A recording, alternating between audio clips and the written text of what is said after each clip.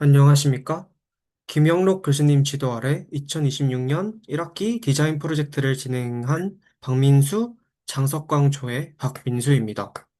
지금부터 저궤도 메가 군집 위성의 위성과 링크를 어떻게 구성할 것인가에 대해서 연구한 플러스 하이브리드 방식에 대한 연구를 발표하겠습니다.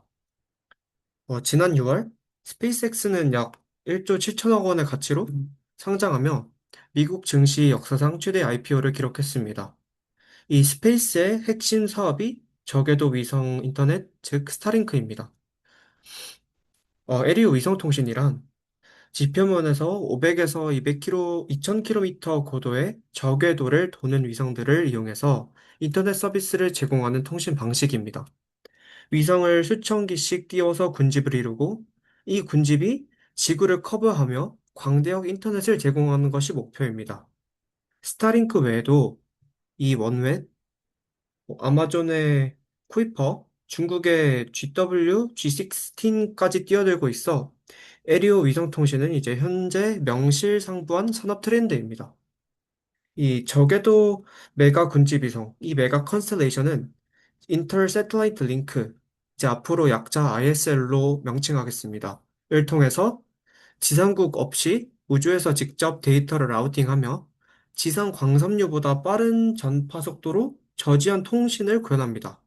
이때 ISL을 어떻게 구성하는지, 어떻게 연결하는지가 이 전체 군집의 네트워크 성능을 결정하는 핵심 변수가 됩니다. 이 표준 베이스라인 방법으로 널리 사용되고 있는 이 현재 이미지에서 보실 수 있는 방식이 플러스 그리드 방식인데요. 이 플러스 그리드 방식은 이 인접하는 위성과만 연결하는 단순한 격자 구조로 매우 안정적이지만 군집 규모가 커질수록 장거리 경로의 흡수가 늘어나서 네트워크 성능이 떨어집니다. 이를 개선하기 위한 후속 연구들이 활발히 진행되고 있으며 조사 결과 크게 두 가지 흐름으로 나눌 수 있음을 확인하였습니다. 하나는 네트워크 지름이나 평균 흡수 같은 성능 지표를 최적화하는 데 집중하고 있고, 다른 하나는 핸드오프 비용 절감이나 실제 부분 배치 환경에서의 링크 안정성 확보에 집중하는 연구가 진행되고 있습니다. 이 문제는 이 두 가지 흐름 모두 성능과 안정성을 따로 다루고 있지, 성능과 안정성을 동시에 설계 목표로 다루고 있는 연구는 전무하다는 점입니다.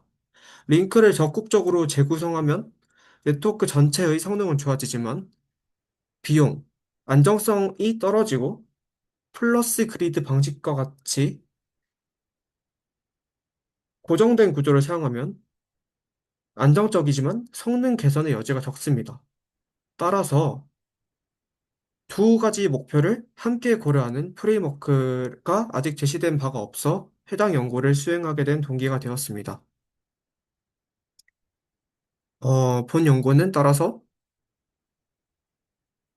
앞서 말씀드린 스테빌리티와 퍼포먼스라는 두 트레이드 오퍼를 직접적인 설계 목표로 삼아서 성능과 안정성을 동시에 고려하는 플러스 플렉스 그리고 플러스 하이브리드 방식을 제안하고 스타링크 쉘1 기반 500기 워커 델타 시뮬레이션으로 검증하였습니다. 구체적인 방법론에 대해서 설명드리겠습니다. 이제 본격적인 방법 설명에 앞서 간단하게 용어부터 정리를 해보겠습니다. 앞서 언급한 ISL은 위성과 위성이 우주 공간에서 서로 연결하여서 직접 데이터를 주고받는 통신 링크로 해당 연구에서는 대용량 전송에 유리한 레이저 기반 광통신 ISL을 가정합니다.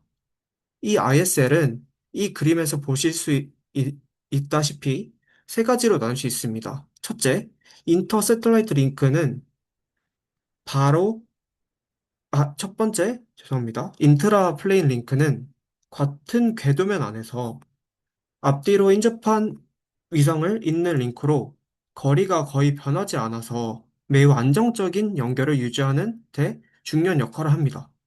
둘째, 인터링크는 같은 궤도면이 아닌 인접한 궤도면에 위성과 있는 링크로 시간에 따라 거리가 변하지만 다른 궤도면으로 넘어갈 수 있게 하는 통로, 다리 역할을 합니다.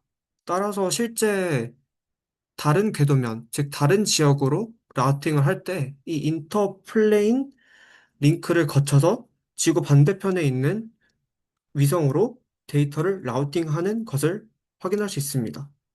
셋째, 이 그림에서 나타나지 않지만 크로스 링크는 어, 이전 인트라 플레인 ISR과 다르게 인접한, 즉 바로 옆에 있는 궤도면이 아닌 두 칸 이상 떨어진 궤도면의 위성과 연결하는 원거리 링크를 지칭합니다.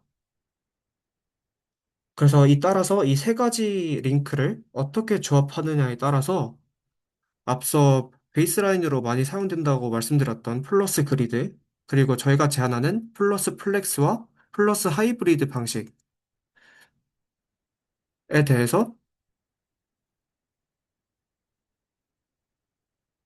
네, 을 구분하는 기준이 됩니다. 이제 하나씩 설명드리도록 하겠습니다. 먼저 플러스 그리드 방식입니다. 플러스 그리드는 이제 베이스라인이며 이제 앞서 언급드린 바와 같이 인트라 플레인 두 개와 인터 플레인 두 개로 구성됩니다. 제가 3D 화면으로 보여드리기 위해서 새로운 링크를 오픈해 보겠습니다.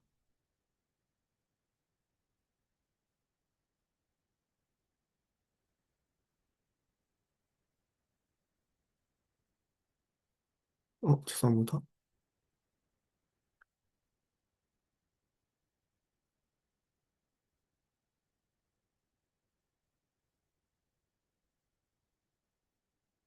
네, 이제 현재 그림에서 보시는 것이 현재 이 그림이 이제 플러스 그리드 방식의 메가 컨스텔레이션입니다.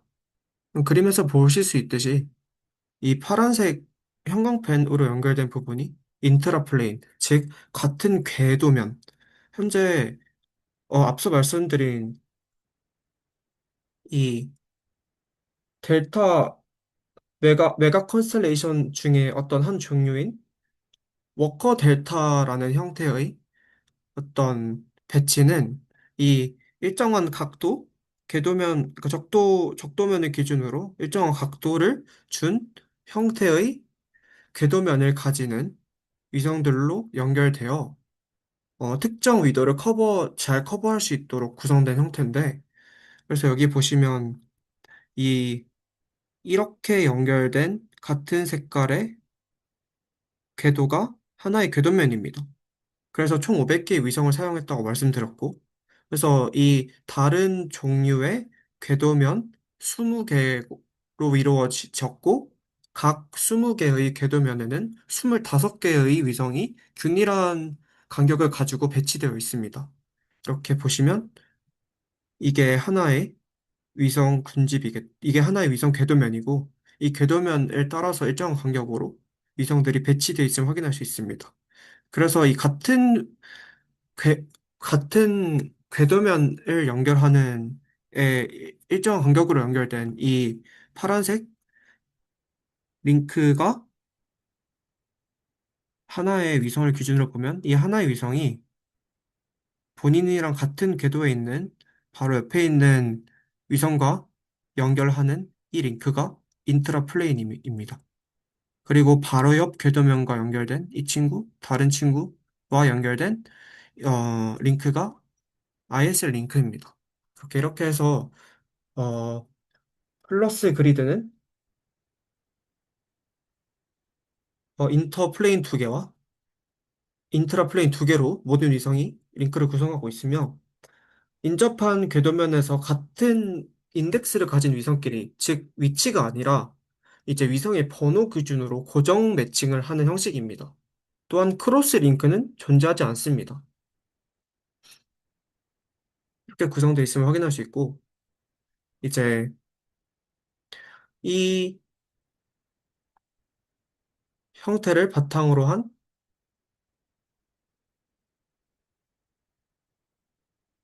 플러스 그리드의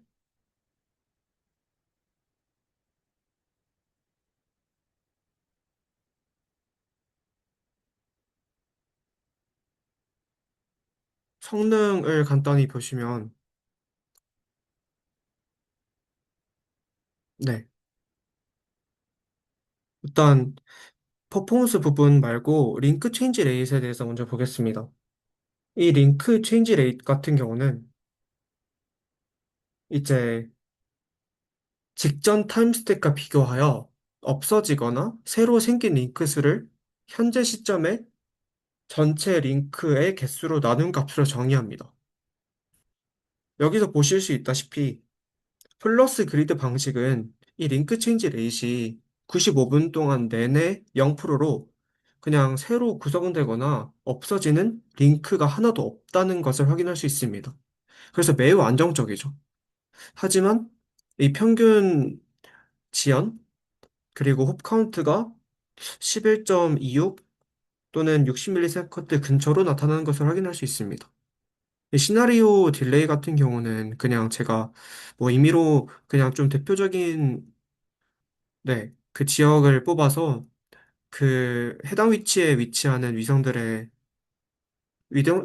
사이에 그냥 네, 얼마나 걸리는가를 테스트해 본 결과입니다. 이 마지막에 느테란과 감은 이란 미국 간의 전쟁이 최근에 이슈였기 때문에 이제 이, 전쟁 과정에서 위성이 좀 중요한 역할을 하고 있다고 해서 일부러 좀 현실성을 반영하기 위해서 넣은 시나리오입니다. 네, 뭐 이렇게 되는 것을 확인할 수 있습니다. 네, 이제 다음이 제가 제안한 플러스 플렉스 방식입니다. 플러스 플렉스 방식은 일단 이 그림으로 설명드리겠습니다. 실제 위성 군집은 수천 기 규모이기 때문에 거리 또는 로스 제약을 적용해도 후보가 될 수 있는 위성 수가 여전히 많아서 전체 탐색이 매우 비효율적입니다. 그래서 어떤 매 타임스텝마다 이 위성을 다음과 같이 공간적으로 클러스터링을 합니다. 와드 링커지, 와드 링크 기반 클러스터링인데요. 이렇게 클러스터링을 수행하여 네, 탐색 범위를 같은 클러스터 내부로 제한합니다. 이후 인터 링크, 크로스 링크를 선택적으로 제가 제안하는 기준에 따라서 선택하도록 하였습니다. 인트라 링크는 앞서 본 플러스 그리드와 동일하게 두 개를 그대로 유지합니다. 인터링크는 플러스 그리드와 같이 두 개가 아니라 한 개만 구성하는데 단순 거리가 아니라 두 위성 간 상대 속도 및 거리를 모두 반영한 스테빌리티 스코어가 가장 높은 쌍을 클러스터 내에서 선택합니다. 이 부분이 조금 헷갈릴 수 있을 것 같아 플로우 차트로 정리를 해보았습니다. 네. 그래서 후보풀 생성, 그리고 D 거리, 그리고 거리의 미분, 즉 상대 속도를 계산해서 이 거리와 거리 변화를 한 번에 고려할 수 있는 스테이빌리티 스코어를 정의합니다. 그래서 이 스테이빌리티 스코어가 높을수록 당연히 거리가 가깝고 상대 속도가 작기 때문에 그 링크가 변화하지 않고 오래 유지될 수 있다고 판단하여 높은 스코어를 그리디한 방식으로 채택해 나가는 순으로 스테이빌리티, 즉 인터플레인 링크를 하나 구성하도록 하였습니다. 이제 나머지 4개 중에서 2개는 아까 말씀드린 것처럼 인트라플레인으로 구성했고 나머지 하나 인터플레인은 스테빌리티 퍼포먼스를 높이기 위해서 이제 다음과 방금 말씀드린 방식으로 구성하였고 나머지 하나의 슬롯은 퍼포먼스를 위해서 크로스 링크로 채우는 것이 제한하는 방식입니다. 그래서 2칸 이상 떨어진 궤도면을 넘는 링크를 크로스 링크라고 하며 이 크로스 링크로 채우는데 다음과 같은 방식으로 선택됩니다.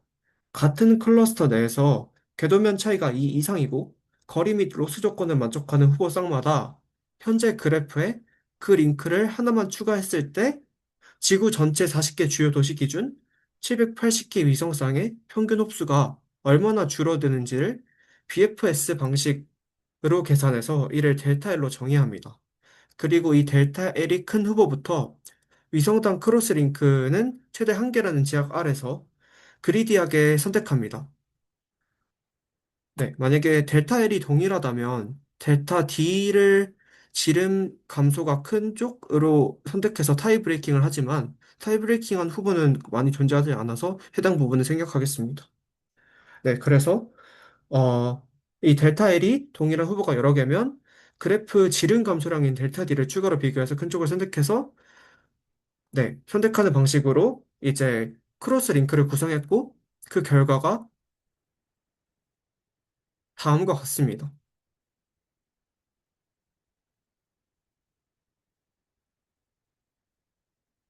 지금 여기서 인터폴레이는 아까와 같이 500개를 그대로 유지하고 이제 인접한 궤도면에 연결하는 이 인터플레인 링크는 아까 스테이빌리티 스코어 기반으로 이제 선택한다고 했는데 222개로 선택됐고 크로스 링크는 208개로 구성됐습니다. 그래서 아까와 다르게 인터링크도 인덱스 기반으로 고정하는 것이 아니라 스테이빌리티 스코어, 즉 지리학적 요건과 거리 속도 조건을 고려해서 좀 더 동적으로 구성된 것을 확인할 수 있고 이제 초록색이 크로스 링크인데 인접한 궤도면 이, 이 아니라 두 개 이상 떨어진 궤도면으로 연결할 수 있고 델타 L 즉 BFS 기반 네트워크 성능을 개선할 수 있는 친구를 그리기하게 선택했기 때문에 좀 더 동적으로 구성됐음을 확인할 수 있습니다. 그 결과를 이전과 비교해서 한번 확인해 보겠습니다.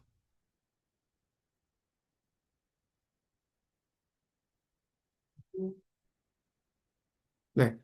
어, 플러스 플렉스의 퍼포먼스와 스테이빌리티 매트릭입니다. 이전과 다르게 60ms에서 그쳤던 엔드-투-엔드 딜레이가 40초대로 줄어들었고, 대신 트레이드 오프, 즉 스테이빌리티와 직결되는 링크 체인지 레이트는 이제 각 스텝마다 거의 76% 정도의 링크가 구성됨을 확인할 수 있습니다. 결과적으로 플러스 플렉스는 플러스 그리드 베이스라인 대비하여 지연이 30%, 홉스도 대충 30%를 개선했습니다. 하지만 스테이빌리티 스코어를 고려해서 인터플레인 링크를 구성했음에도 크로스 링크의 평균 유지 시간이 타임스텝 간격인 300초랑 거의 같아서 매 스텝마다 전체 링크의 76%가 교체되는 것으로 나타났습니다. 네, 따라서 제가 안정성을 의도했음에도 플러스 그리드보다 훨씬 불안정한 결과가 나온 것을 확인할 수 있습니다. 따라서 이 문제를 해결하기 위해서 제안된 방식이 플러스 하이브리드입니다. 하지만 운용 측면에서 이 링크를 재구성하는 게 어떤 비용과 직결되는지를 조금 더 설명드리고 싶어서 먼저 그 비용에 대해서 한번 구체화해 보겠습니다. 이 링크가 교체될 때마다 위성은 기존의 레이저 링크를 끊고 새로운 위성을 향해서 PAT, 이 이미지에서 볼 수 있는 PAT, 즉 포인팅, 어쿠지션, 트래킹 과정을 처음부터 다시 수행해서 새로운 링크를 구성해야 됩니다. 선행 연구들에 따르면 레이저 ISL의 PAT는 보통 20초에서 60초, 뭐 일부 보조적인 모델링 방식에서는 50초에서 80초까지 걸립니다.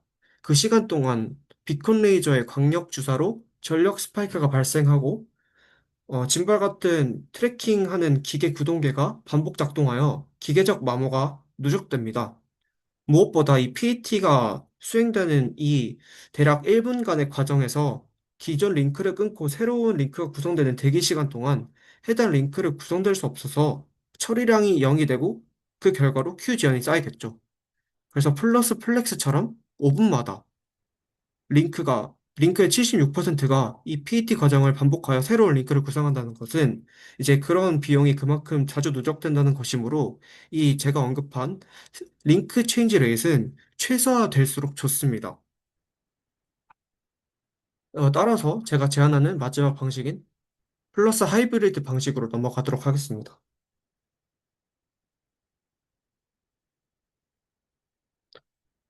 앞서 언급드린 바와 같이 인터링크를 스테이빌리티 스코어를 고려해서 똑똑하게 고르려는 시도 자체가 오히려 안정성 측면에서는 손해였다는 결론을 얻었고, 따라서 이 플러스 하이브리드는 인터링크에 대해서는 플러스 플렉스 방식의 아답티브한 선택을 포기하고 플러스 그리드의 고정 인덱스 매칭 방식을 그대로 사용합니다.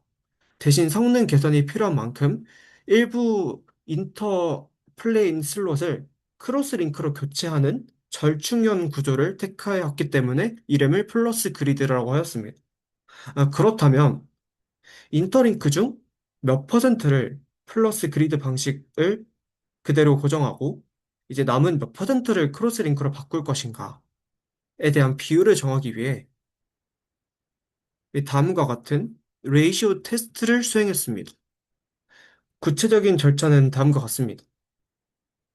플러스 그리드의 인터플레인 링크 유지 비율을 100%에서 10%까지 10% 단위로 낮춰가며 인접한 궤도면 쌍마다 그 비율만큼의 링크를 독립적으로 랜덤 샘플링해서 남기고 나머지는 제거합니다. 95분 전체 타임 스텝에 걸쳐 올 페어스 다이젝트라 방식으로 평균 지연을 모두 측정하여 레이시오가 1.0, 즉 100%인 플러스 그리드 기준 대비 지연 증가율이 비율별로 얼마나 증가하는 것인가를 비교했습니다. 그 결과 이 그래프에서 확인하실 수 있다시피 기존 링크의 65%를 남길 때까지는 지연 증가율이 7.8% 정도로 완만하게 증가하지만 그 이하로 내려갈수록 그 증가율이 급격히 치솟는 포인트를 관찰할 수 있었습니다. 근데 사실 이 엘보 포인트는 공률이나 미분 같은 정량적 기준을 엄밀하게 정의한 것은 아니고 그냥 이 그래프에서 완만한 구간이 끝나는 지점을 제가 그냥 시각적으로 보고 휴리스틱하게 선택한 값이기 때문에 이제 그냥 65%를 이제 수학적으로 고려해서 유지했다라기보다는 네, 그냥 제가 임의로 선택한 값이라서 이 기준을 좀 더 정량적으로 적용할 수 있는 것이 적용하는 방법을 구현하는 것이 해당 연구의 한계이자 향후 보완할 부분이라고 할 수 있습니다. 네, 그래서 플러스 하이드레이드 방식에서는 그냥 임의로 65%의 플러스 그리드의 인터플레인을 유지한다로 이해하시면 될 것 같습니다. 네. 그래서 이렇게 결정된 65%를 기준으로 이제 나머지 35%에 해당되는 위성들만 비어있는 인터플레인 슬롯에 플러스 플렉스에서 사용했던 방식과 동일한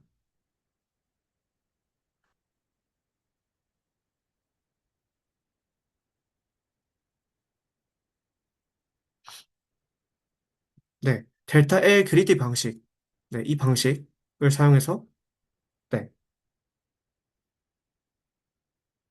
크로스 링크를 선택하였습니다. 실제로 구성해 보면 다 지금 해당 그림 제가 지금 공유드리는 그림에서 확인하실 수 있다시피 네, 이어서 하겠습니다. 그래서 실제로 그렇게 해서 결정된 크로스 링크를 그리고 기존의 65%를 유지한 인터링크 그리고 인트라플레인 두 개를 통해서 이제 구성한 플러스 하이브리드 방식을 이용한 이제 컨스텔레이션 결과입니다. 이 그림에서 볼 수 있듯이 이 인트라플레인 같은 평면의 앞뒤를 연결하는 파란색 링크 그리고 인터링크는 플러스 그리드 방식을 사용했기 때문에 이제 이 바로 옆에 인접한 궤도면과 하나씩 연결하는 것을 알 수 있고 이 전체 비율로 따졌을 때 65%가 이제 유지되어서 대충 320개를 유지하는 것을 확인할 수 있습니다. 그리고 크로스링크는 이제 인접하는 두 개의 궤도면 이상의 델타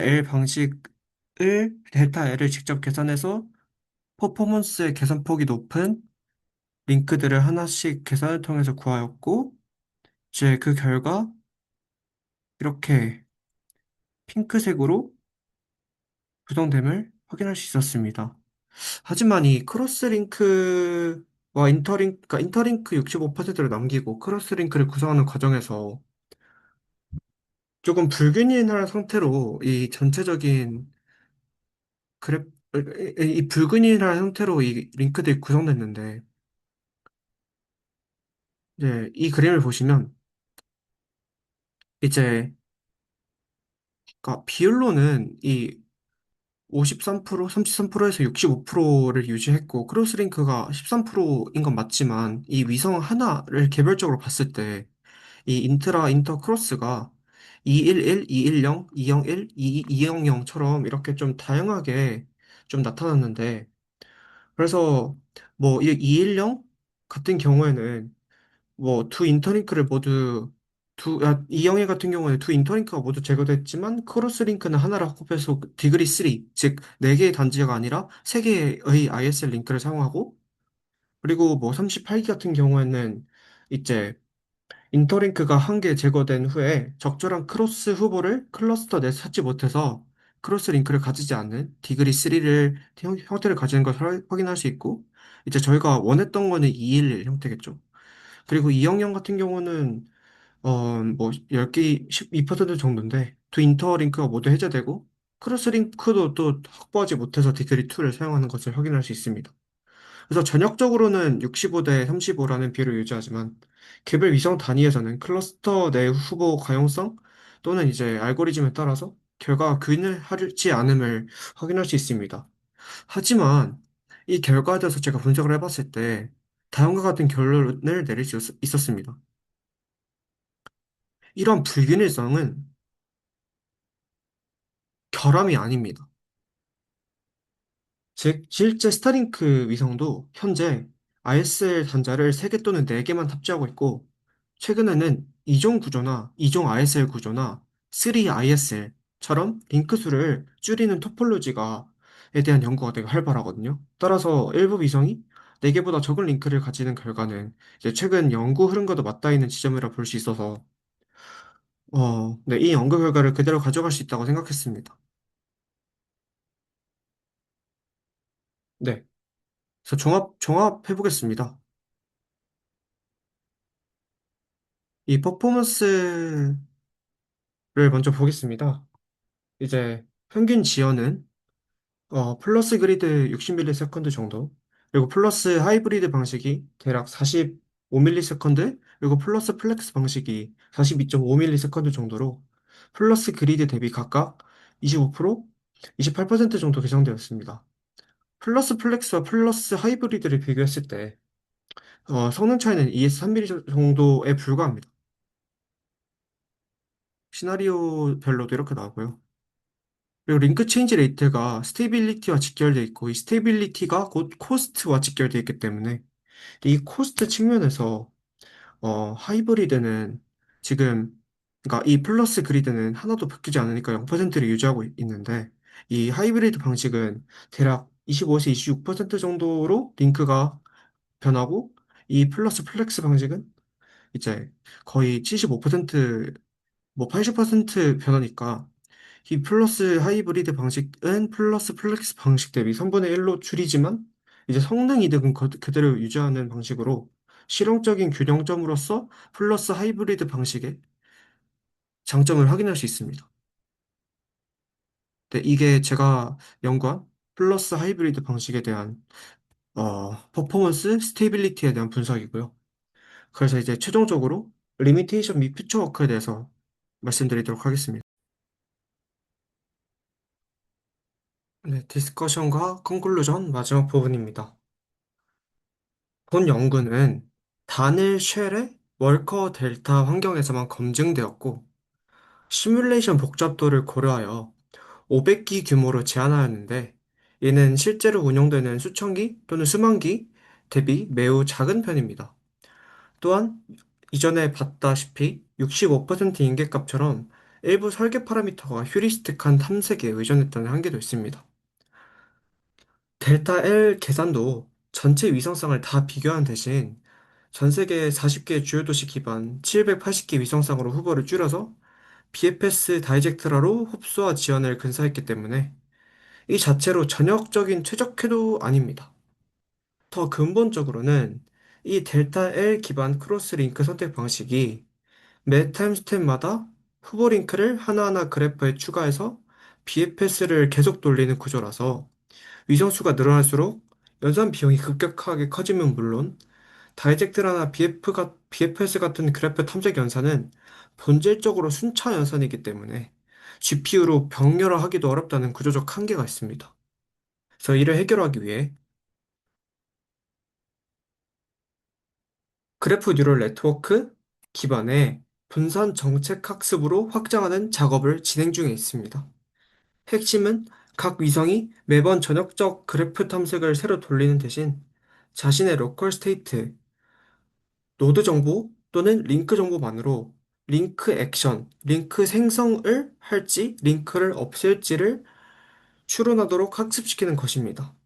학습이 끝나면 추론은 신경방해 포워드 패스 한 번으로 끝나기 때문에 GPU에서 병렬 처리가 자연스럽고 위성수가 수총기로 늘어도 거의 동일한 속도로 결과를 낼 수 있습니다. 즉, 지금처럼 그래프 알고리즘을 매번 다시 돌리는 방식 대신 학습된 모델이 전역적으로 고려된 ISL 토폴로지를 실시간에 가깝게 산출할 수 있을 것으로 기대됩니다. 지금의 에리오 위성 군집은 NTN 통신 역할이 지배적입니다. 하지만 앞으로는 위성 한 대가 하나의 서버, 즉 작은 데이터 센터처럼 기능하는 인올빗 컴퓨팅 시대로 옮겨갈 것입니다.